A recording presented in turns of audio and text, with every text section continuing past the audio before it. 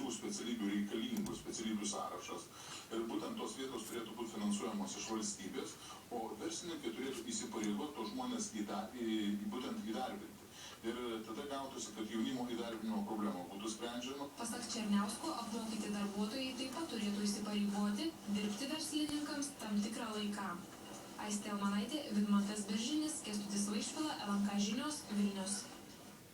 Kazimiero mugės Kaune organizatorius užplūdo prekiautojai norintys geresnių vietų. Jie piktinasi, kad pralaukę bemiegę naktį įleidžiami pagal nežinia kieno sudarytą eilę. Aurelijaus Griškevičiaus reportažas. Tokia eilė nutįso prekiautojų norinčių nusipirkti leidimus prekiauti Kazimiero mugėje Kaune antrą kovo savaitgalį. Prekiautojai skundžiasi netvarkas, ar turi paklusti nežinia kieno sudarytai eiliai. Atvažiavau 2 valandą nakties ir jau sąrašas buvo, kažkas padarė sąrašą, tai 69 esu.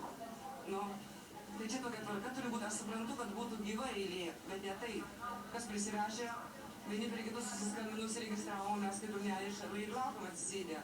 Daugiau gal tų darbuotojų šiek tiek būtų, kad greičiau tas eilės eitų. Nes tikrai žino, kad žmonių bus daug ir kažkaip